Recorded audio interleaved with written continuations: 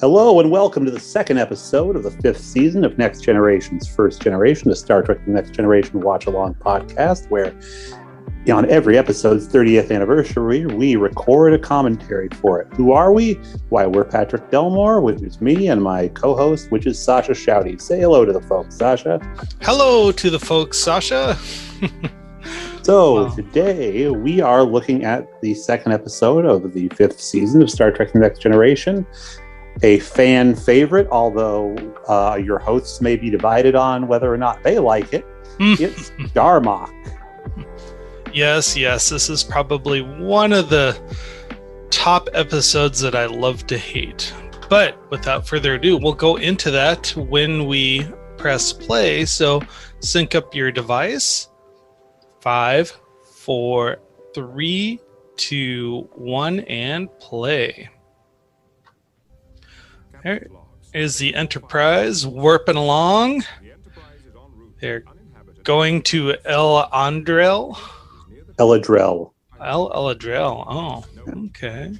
So they're meeting a race that has been met several times before, something maybe we will get to see on Strange New Worlds, because we have a 100-year history with this race. The children of... I couldn't see it because of where the caption was. Children of Time, I believe. They're not the Children of Time. Oh, Tana. Yeah. Children of Tana. Blah, blah, blah.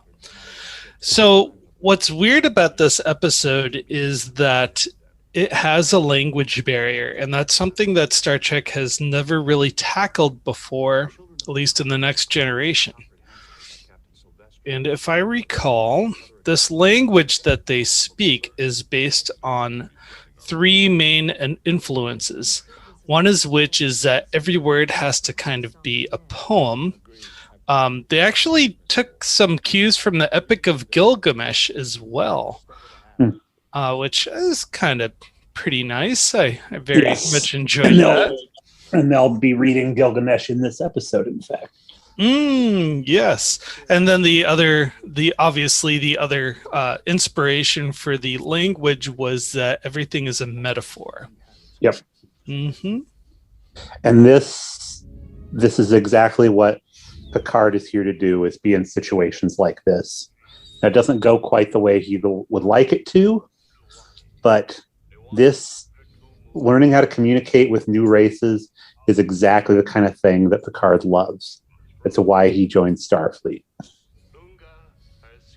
Now, good on Marina Sirtis for that reaction. Bad on Troy for that reaction. Because it's like, even though they have different shaped faces, I would assume that they might be able to read facial cues, and the Enterprise crew set up some pretty negative facial cues, particularly from the person that should be sending the most positive facial cues, which is the ship's counselor. Now, do you recognize the captain of this ship? He's wearing a lot of makeup. Oh boy, I don't know. I have to look at him one more time. Ooh. He's a Star Trek alum already at this point. Oh no, I can't place it. He is the captain of the ship that goes to find Khan and gets a space worm put in his ear. It is Paul Winfield. Oh, wow. What? Yep. Yeah, okay. I buy that. He passed away on March 7th, 2004, by the way. Yeah, he was a good guy. Mm-hmm. Was somebody that I recognized on site. Really? Which means he must have been not here through all that makeup, but if I saw Paul Winfield in something, I would know it was Paul Winfield. Which implies to me that when I say that I recognize somebody on site, it means that they were probably on something on PBS where they were mentioned by name when I was a kid. Because if it wasn't Star Trek and it wasn't PBS, it was rare that I'd know who an actor was. So thank you, Sesame Street, for introducing all those actors. So it looks like the captain and the first officer of this alien ship have kind of had an argument about something, and the captain is pretty insistent. He he basically schools his first officer somehow, and he, withdraws and bows his head. Next thing we know, both captains are teleported. Riker is panicking. Data's pushing buttons. Troy looks really worried. Like it's a gigantic tactical error to have a transporter on the bridge. Mm-hmm. Beautiful. But what the suggestion was from the captain of the Temerian ship was that they're going to do Darmok and Jalad at Tanagra, which Riker and Picard at this point assume is a knife fight. Yeah. Now, when I first saw this as a child, I'm like, oh, are they going to remake the Kirk-Gorn battle? What the heck? That's what I was thinking. Mm-hmm. So this episode may have actually come out on September 30th, 1991, but it took almost 2 years to make. They started this in 1989. And Mr. Michael Pilner hated the script or the idea of it. But they were kicking it around for a while and found a way to make it work. Actually, some of the things that helped this episode come to fruition was being inspired, of all things, Dances with Wolves. I don't know if you knew that or not. Huh.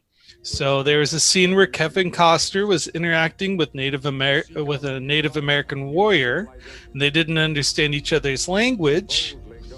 And Michael said, "That's it. One man, one alien, alone on a planet, around a fire."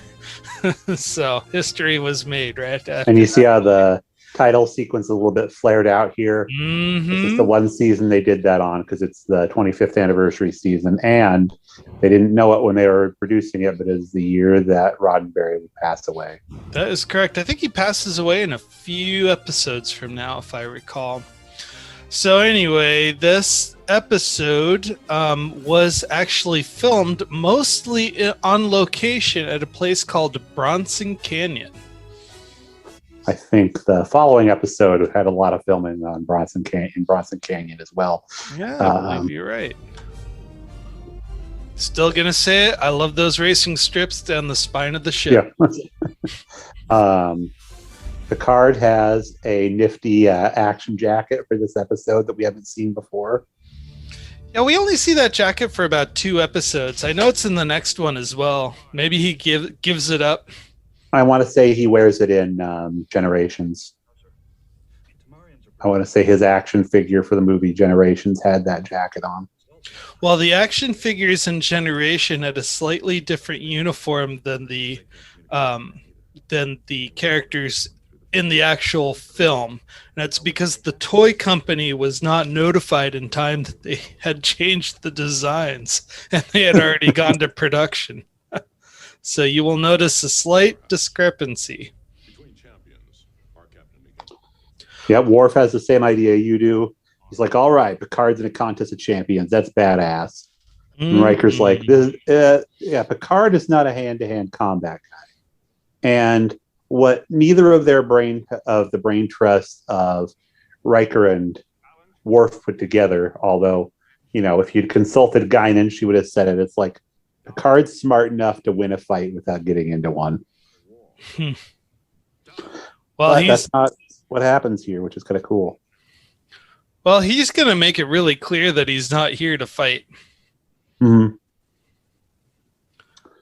There's very little, actually, that Picard does in here that helps this situation. It takes him too long to figure stuff out.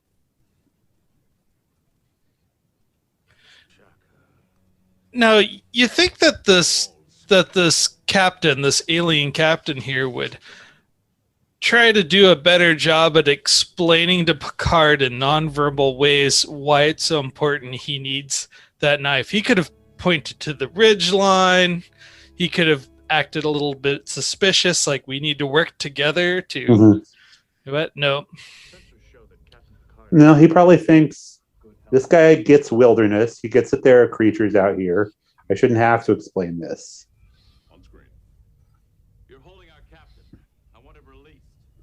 He may be a Riker-like kind of guy.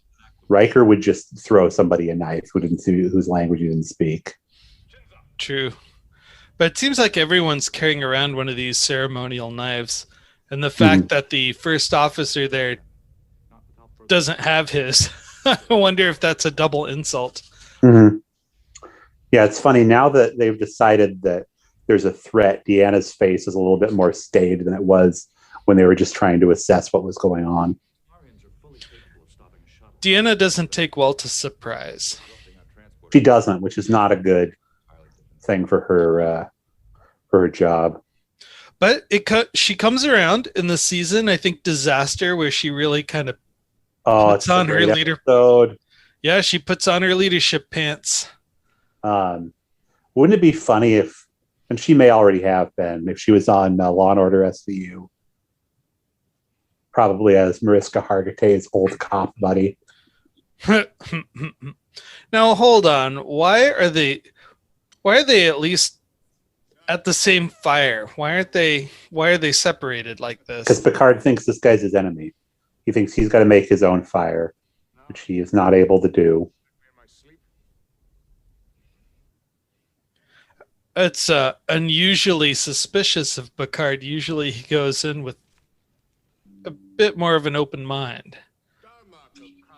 Yeah, eventually he does, but at this point he still thinks he's been grabbed in a way that is not appropriate. That sounded wrong. We know what you meant. Yeah, spirited away, as you will. So anyway, Paul Winfield, our alien captain, is about to give... Well, number one, he's taking all this stuff off and leaving it in a circle. He's making a perimeter to see if the creature is going to attack him. And that's, Picard, again, not too great with his field training. Is not even thinking about that's what the guy's doing. He's creating a perimeter. Mm-hmm. He's just like, what if he gets me? And they could have made this guy look a little bit more fierce. I like that his costume, at least the tunic part of it, is just kind of made out of, if your mom went to the fabric store in 1991 and came back with some stuff to make you a pair of shorts that all your friends would tease you about. Dathon is the name of this captain. Nice.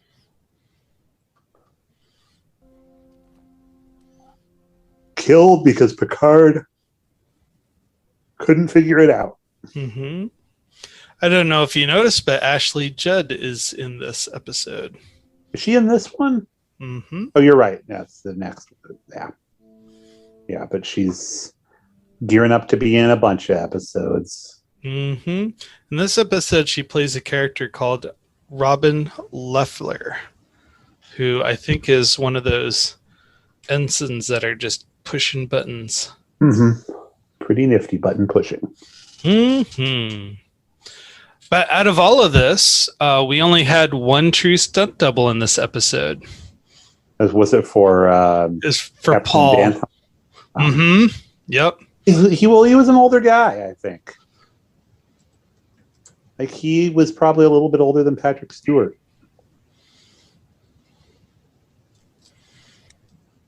Yep. Ensign Robin Leffler, this is her first episode.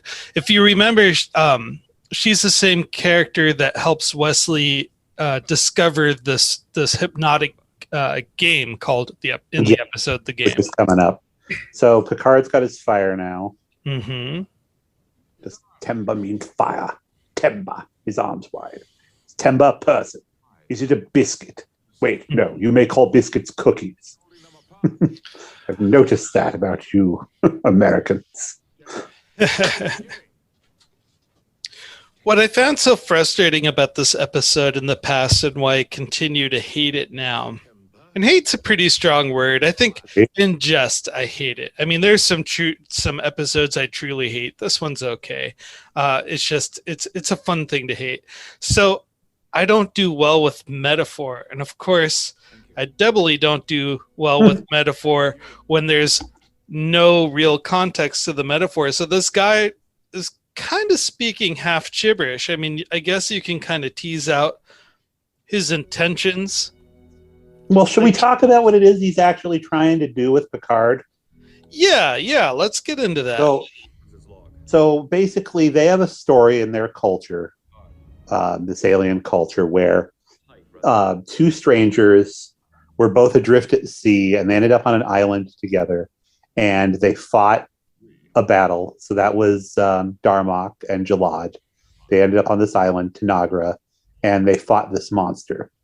And the other, so that's Darmok and Jalad. The other thing that our captain keeps saying is Shaka when the walls fell, which was a huge disaster that happened because two people couldn't get along. Something good happened when Darmok and Jalad met at Tanagra, but Shaka when the walls fell was one where the two parties didn't figure it out and a disaster occurred.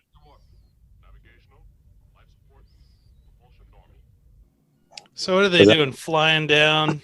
They're trying to see if they can get to rescue Picard without getting shot at by the alien ship, which we know is fully capable of shooting at them. And basically what they do, the aliens fire kind of a disabling shot so that they can get back to the Enterprise alive, but can't go to the planet if they advance. This species, the children of Tama, is really freaking tough to beat in Armada 3, the Star Trek mod. Oh man, these guys, you need a whole fleet just to take down a couple of these ships. Nice. Well, I hope we get to see them in Strange New Worlds and what's it called? Lower Decks both. See maybe the first contact on Strange New Worlds and the follow-up contact on Lower Decks. Time will tell. Here's hoping. I think season 3 is already in production for Lower Decks right now. No, they didn't get it. They're not licensed for season 3. No? Oh, I thought they were. Nope. They might get one depending on what the reception to season 2 is. But right now they're putting all their eggs in the season 2 basket. Oh, right here. I found it. Star Trek Lower Decks renewed for season 3 as second season gets teaser. Wow. Oh, fantastic. I haven't seen that second season teaser yet. That makes me very happy because I think that's a great show. Well, it needs that comedy. It does, and it also puts us where we want to be as fans of this show, where it picks up the year after Nemesis. Because Picard is way in the future, and then we have Discovery, which is way in the future, and presumably, we know Strange New Worlds is about 100 years in the past, so lots of different timelines being played with. Well, Picard has slept rough in his jacket. I bet you that was a warm jacket. Yeah, but they did do a good job making it look like he slept on the ground. Now, did they make this jacket for this episode and just continued to use it? Because it seemed awfully convenient to give him a leather jacket on the first episode that he gets abducted and has to spend the night outside. I mean, he even has a little turtleneck sweater to go with it. Yeah, I don't know the story of that jacket. I like that turtleneck sweater, though. It makes me think of, what's his name? Kirk's kind of green sarong that he wears. So he's going to figure out about the perimeter, but he's also going to discover the logbook of this captain while he's down here. Oh, now, is that a piece of tech or is it just iconography? It's an epaulette that the captain was wearing. Excuse me, I keep yawning. Oh, yeah, here's little logbook. Yeah. So actually, the jacket came at the suggestion of Patrick Stewart to make him stand out a little bit more from the crew. Nice. Yeah. But he's got to respect a guy that takes notes like that, handwritten notes or whatever. Now, this is where I'm really happy to see Data and Deanna interact, because we just don't see a lot of it. And look how she was, friends. You can tell they're friends because of how her body language was toward him. Mm-hmm. Well, we've often commented that those two just don't have a lot of common ground, because Data operates in hard facts and just kind of passively exploring relationships, and Deanna is about 100% relationships and people's intentions and navigating that social infrastructure. But she loves and appreciates his attempts at empathy. Yes. She didn't like it she didn't like it very much in theory, but in Tin Man, she was really impressed with him. So apparently, this was the first episode where we got to see Data's redesigned quarters. I guess they doctored it up, and I didn't even notice, to tell you the truth. Yeah, that background dealie was not there before. I didn't realize they were in Data's quarters at all. Well, Data has this really unique workbench, I guess you could say. Yeah. I think that Data would also, in certain circumstances, could switch from that being his quarters to that being a workstation. Mm-hmm. He wouldn't think of it as much as his quarters, and basically his friends on the crew would understand, where his privacy begins and ends. So they would also feel like they were just in a regular work setting with him.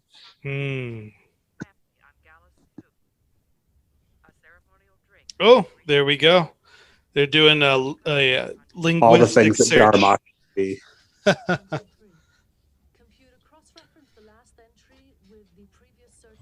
So basically, they're Googling the Federation database just to find something.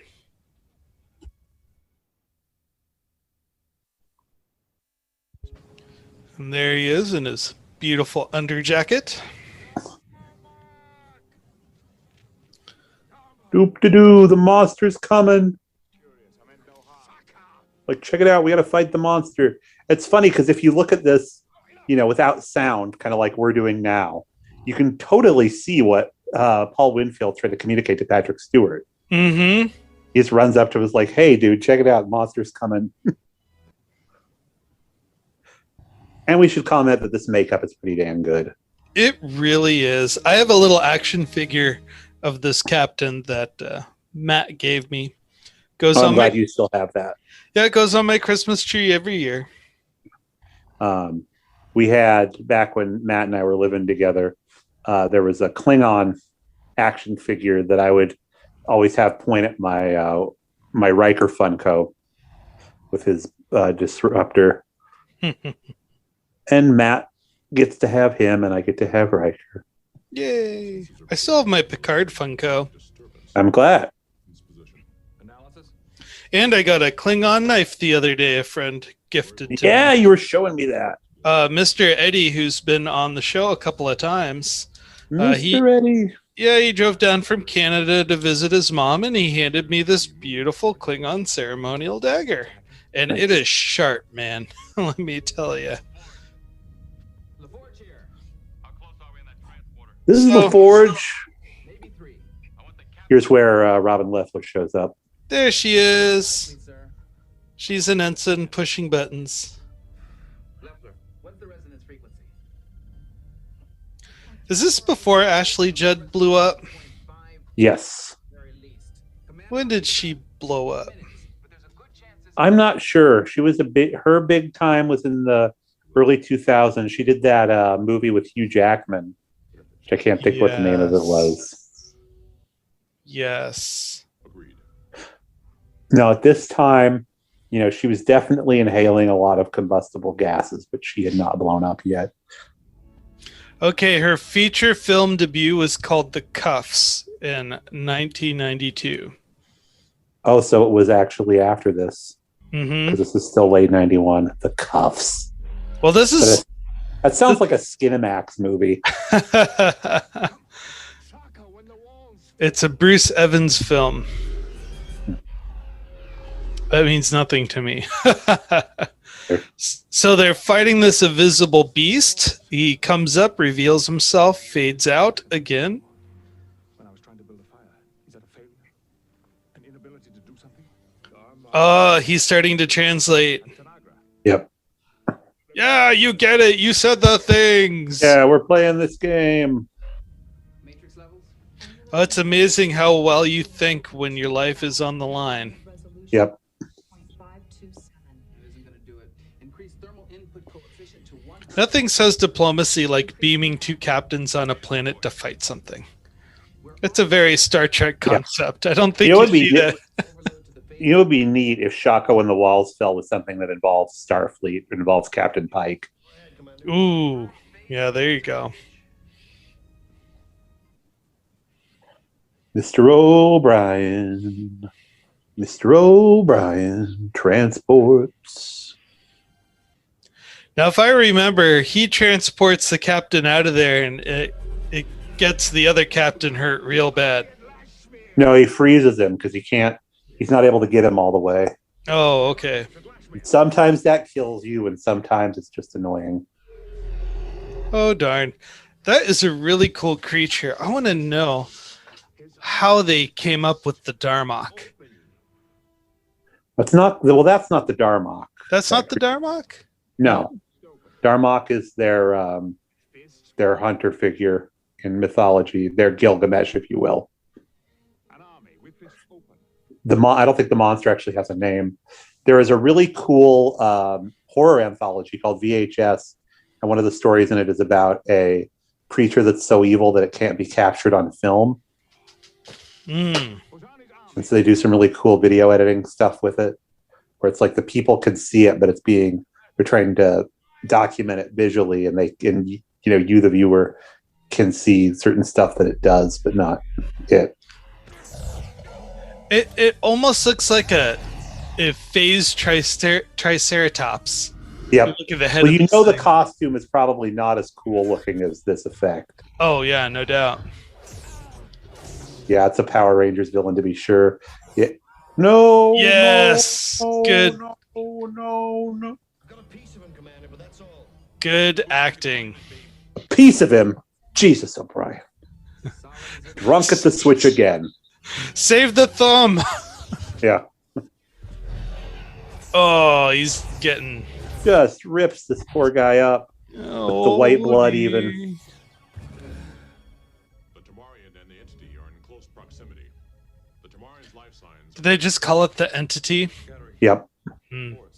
Oh, so you were right. They actually go back to Bryce Canyon for the next episode with Ensign Roy. I had a feeling it looked so similar. Mm-hmm. There just isn't a problem, sir. He's off, he's on, he's off, he's on. Let me stick a nickel in here and see what I can do. That's got to be one of the things they inspect at O'Brien to bridge. I can't hold him, Commander. it's like your console is all full of nickels. I'm like, I count my change on the edge. Sometimes it falls into the slots. How many people died in transport? Only 5. Was it worth 78 cents? Every penny, man. Every Yeah. penny. So he's not going to make it. No, he's not. Meanwhile, you got these two ships squaring off. A great looking planet in the remastered version. Great As looking planet, always. great enterprise. So Riker's going to have the next best thing we can do is shoot at this other ship and see if they bring down the field. Are stable. The Tamarians are not. You are the injured. If the entity decides to attack again. So they're trying to basically conference their way out again. Mhm. It doesn't seem to be doing so well. No, and you wonder. There's a lot of like little extras to this. Like you wonder if like the rest of sorry, I keep tripping on my words here. Are the rest of the people on the Enterprise aware that the captain's been taken? Like, how much they tell the scientists, how much they tell the kids. How do they deliver that message? It's just on a scrolling news feed on the bottom of everybody's monitor. Captain on enemy planet. Cross your fingers.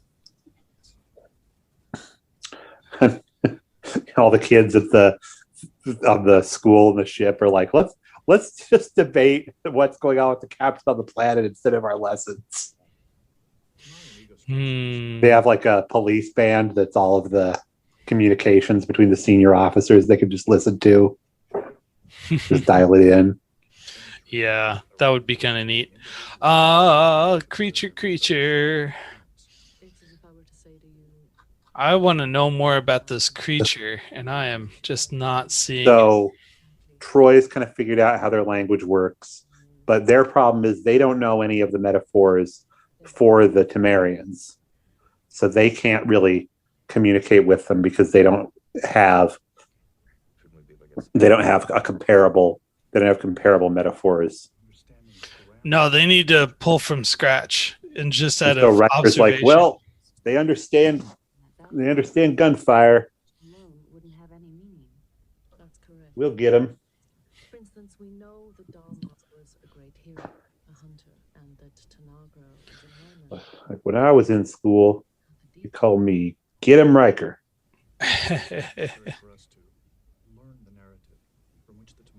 I don't think they did any Starfleet Academy books about Riker. I read a good one about Worf, but Riker would be a hard character to have gotten down as a kid because I don't think how he got to where he is very admirable. Really? Similar. Yeah, I don't think he has a backstory that you would, because the Starfleet Academy books are like junior novels, right? Right. Oh, okay. So it's stuff like, Worf is gruff and he has a hard time because he's a Klingon, but he understands teamwork and how to assemble a team, even if you have to, work with your enemies. It's books like that. So I can't quite come up with like what you would do for a book that's supposed to teach kids like lessons about leadership with Riker. If anything, Riker kind of was that adventurous jock that happened to make it into the academy. Yeah, it was like they told him no and he said yes, and then he won anyway. Yeah. Which is fine for a boys' adventure book, but it doesn't work for a let's learn a virtue thing, which I feel is what the Starfleet Academy books were. They did a really good job on the soundstage here. Oh gosh, yes. Yeah, like it didn't occur to me like when watching this that this was on Planet Hell, that they were still in the canyon. I mean, obviously they weren't. That doesn't make sense to film in the dark, but is very convincing work. Oh no, I thought they were still in the canyon at night too, but yeah, you're right. They wouldn't have done that. Mm-hmm. And you can tell, this is the same lighting scheme that you have when you're in the holodeck and stuff. No, I got cut up and stabbed on, man. Come on. You think he'd show more battle damage, like some bruising, open wounds? He's got that white blood on his face. Is that what that is? Take a closer look. Oh, yeah, white blood. There it is. Okay. Now, what Picard is doing now is actually really smart. So if you have someone who is injured and they might be going into shock, you want to keep them talking or busy or stimulated. You don't want them to fall asleep. Very true. So when he first was saying Gillard, I thought he was really screwing up his name Picard. The original. Originally when I watched this. Yeah, I almost wonder if they picked Jalad because it does sound a little bit like Picard.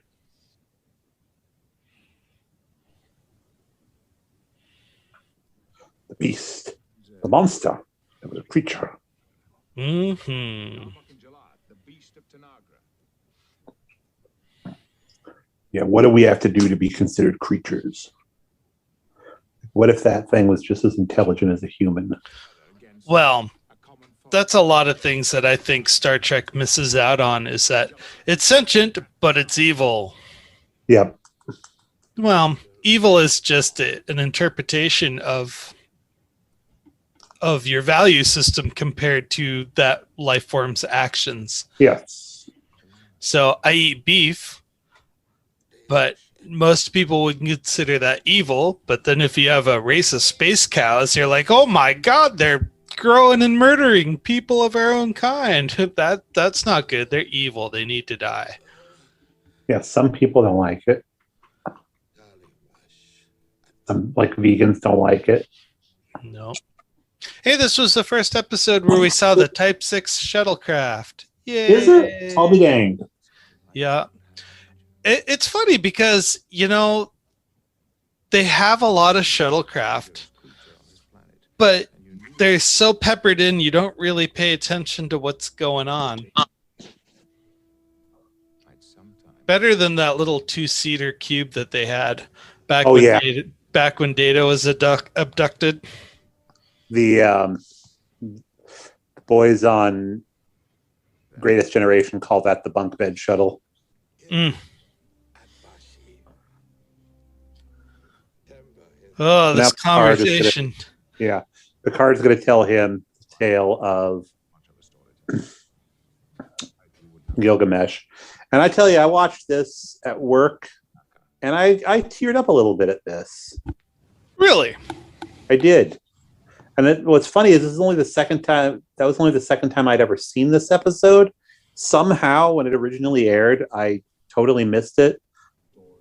I missed a lot of season 5. So this would be for me the beginning of 3rd grade. Because I waited a year to start kindergarten, so I'm going in to 3rd grade at age 9 and turning 10 that January. So for whatever reason, stuff was going down on a Saturday night that we were not watching and we're not taping Star Trek: The Next Generation. He made them angry. They cried out aloud. So the question is, can he actually understand the words, but because it's not said metaphor, he doesn't understand? Yes, he can understand the words. The universal translator is working. From the forest. Enter the city. Have you ever read the Epic of Gilgamesh? No, I had a translation of it at one point. There's a guy that he's done Beowulf, he's done Gilgamesh, I think he's done the Book of Job, and I used to have his translation of Gilgamesh, but I don't anymore. I should, at some point, I'll get really excited about my mythology shelf again and get that. The new friends went out into the desert together, But right now, I've only got the Book of Job translation. See, that'd be a good Starfleet episode. The Book of Job. That's almost it's almost Picard. You know, he gave everything to Starfleet, and it went away, and they scorned him. So he held to his ideals. Yes. Patrick Stewart actually referenced this episode during Gene Roddenberry's funeral service. Oh. Mm-hmm. I wonder what Gene thought about this episode. Not enough tits. No. No. But they saw this episode as a way to validate what Star Trek is about. Yes. Mm-hmm. It's about pretty girls and plenty of them. Well, a lot of people hail this episode as great, and it does nothing for me in the means of action television. Oh, I didn't need action in this. I believed that those two would have been great friends. That it was another instance like when Picard accidentally killed the Mama Space Amoeba, where he was like, I messed up at first and now I have to make this right again. And that's not what he wants to do. He wants to get it right the first time. I mean, risk is their business and making mistakes is their business. But man, it hurts Picard that anybody has to die because of decisions that he made. Mm-hmm. And technically it was his crew that made a bad call by trying to transport him back up. But I mean, their actions made sense. Now, when he does go back to the ship, I'm surprised that he doesn't hail Riker immediately and get Riker to try and undo what Riker's about to do, which is Riker's going to fire on the ship to see if they'll drop the field.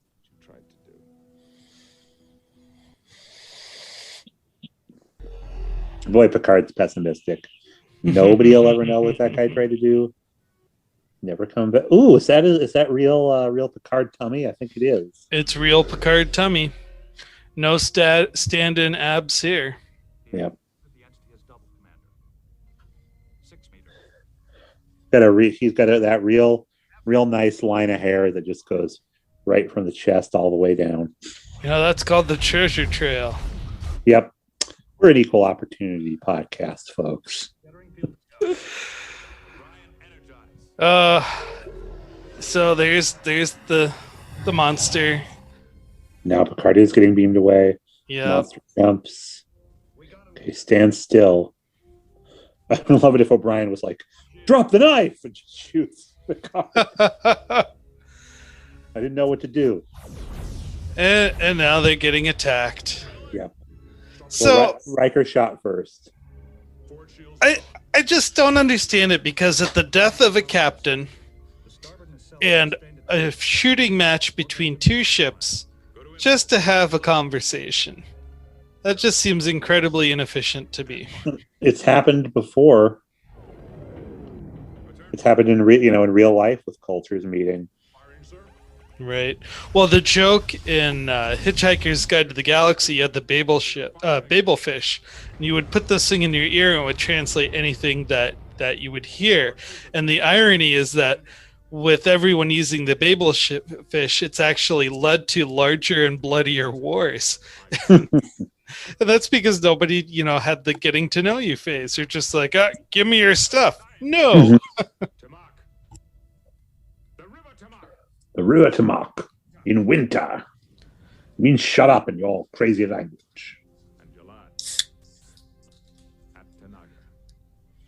Picard just turns to Riker after this and says, like, I was just repeating whatever that dude said. Apparently it worked. Yep. I don't know. Let's get loaded. And then I distinctly remember Guinan explaining to us that we'd made an awful mistake.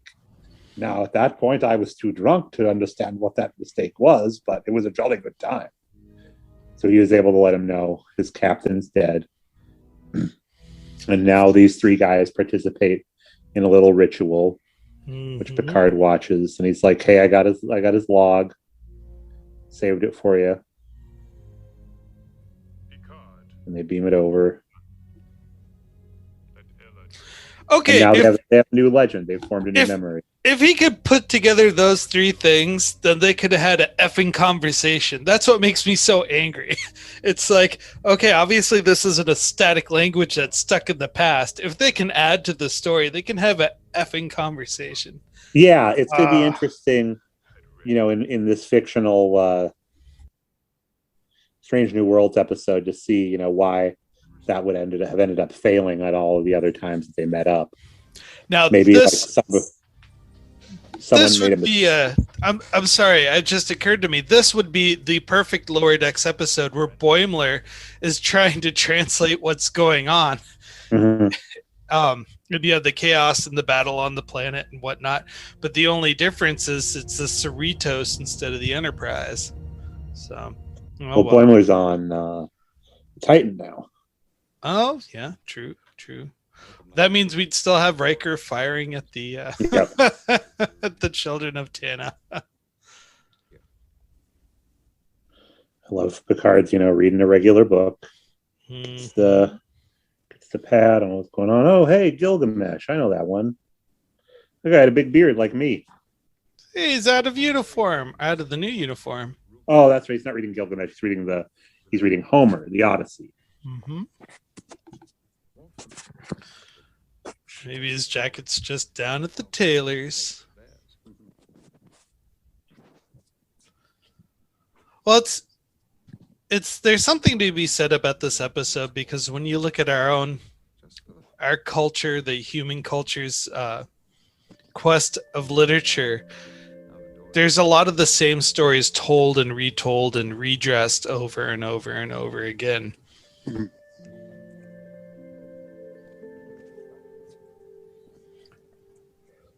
So what was the point of this episode?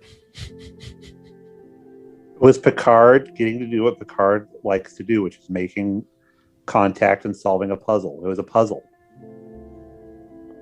And he's now learned something about this culture. He's going to, for Captain Daython, he's going to recreate what his crew did. And I mean, this means a lot to Picard, because it was like, when was the last time he looked out this window? It was after the Borg. This is his contemplation window. It means it really meant something to Picard what happened. Yes. Well, Not there it is. Not to Sasha, but it meant something to Picard. Oh man, I loathe this episode so much. An epic waste of time. Well, we did it. We don't ever have to do it again. I want to talk to Star Trek's manager. But I give it 5 out of 5. I think it's a great story. It is a great story. I would have to agree with you. It is a 5 out of 5 because a lot of work went into it. It's almost a flawless story of two people alone in a struggle, and they have a unifying plot device that causes them to grow and learn. Unfortunately, one dies. But this episode was all about Picard, really, and not so much about anything else, because Picard went into this very paranoid and hostile and just trying to, come on, let's talk. Why aren't you talking? What's going on? To him actually learning the language, respecting the customs, and mourning the new friend he just made. So yeah, I mean, it's a great story, 5 out of 5, but it was so boring. So I almost want to give it a 1, but I'm not gonna do that. I can understand that. I wish I could go back in time and talk to, well, again, my 9-year-old self never saw it, or if they did, they didn't recognize it. So well, what's coming up next? What's coming up next is Miss Ensign Rowe. Hey. I believe the episode is called Rowe, Ensign Rowe, right? Yeah, Ensign Rowe. Row, Ensign Row. Row your boat. Okay, so with that, we'd like to say thank you for listening along. Happy September, and we will look forward to seeing you again October 7th when we review Ensign Rowe. Have a good day.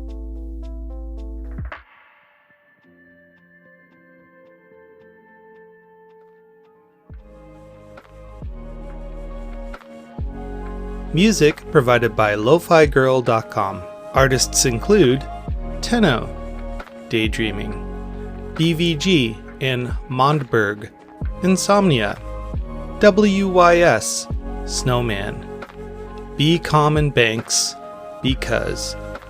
Episode cover art created by Matthew Kirshner.